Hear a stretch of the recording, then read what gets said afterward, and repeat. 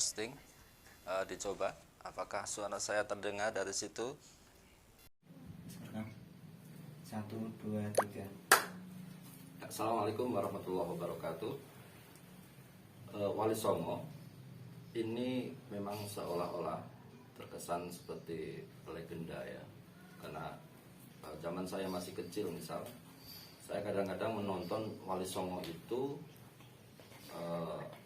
melalui film, yang di film itu banyak diceritakan tentang ketokohan Wali Songo yang memiliki kekuatan mistis, seperti bisa terbang, seperti bisa mengalahkan musuh dengan cara-cara yang gaib.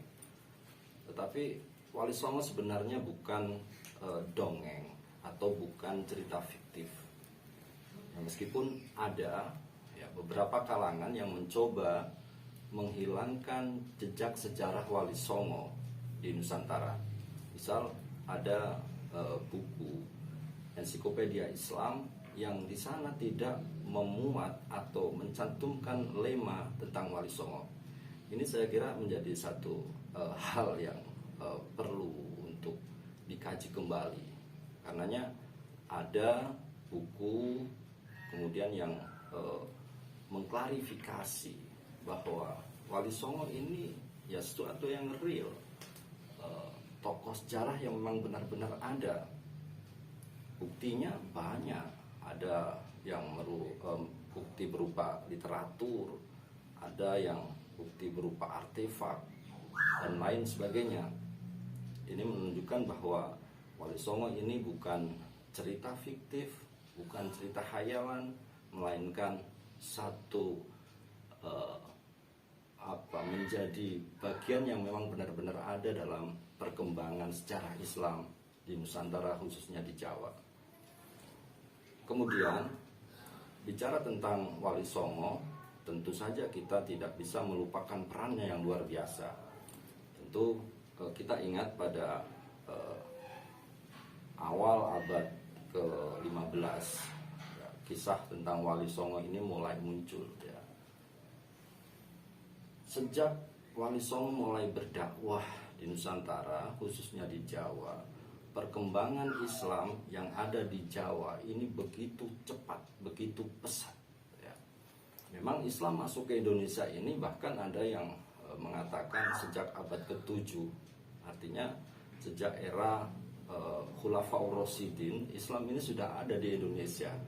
Tapi perkembangan Islam di Indonesia, di Nusantara, khususnya di Jawa, itu berkembang dengan cepat sejak Wali Songo mulai berdakwah. Ini yang kemudian menjadikan jejak Wali Songo ini begitu kentara dan selalu kita kenang, selalu kita upayakan untuk mencari dan meneladani bagaimana strategi serta metode-metode dakwah Wali Songo. Baik, tentang metode dakwah ya, ada berbagai metode dakwah yang digunakan oleh para Wali Songo dalam menyebarkan ajaran Islam. Tetapi yang bisa menjadi titik temu atau garis besar dari metode-metode dakwah itu adalah satu, Wali Songo berdakwah dengan cara yang lembut, dengan cara yang santun, dengan cara yang damai, sehingga Islam bisa diterima di Nusantara. Mereka tidak kemudian menghilangkan budaya-budaya asli yang ada di Nusantara, tetapi mereka mencoba mengislamkan, memasukkan nilai-nilai Islam dalam kebudayaan asli masyarakat yang ada di Nusantara. Ini salah satu strategi yang semestinya bisa kita teladani, bisa kita jadikan acuan dalam rangka kita berdakwah, dalam rangka kita menyebarkan ajaran-ajaran Islam melalui cara-cara yang santun ya.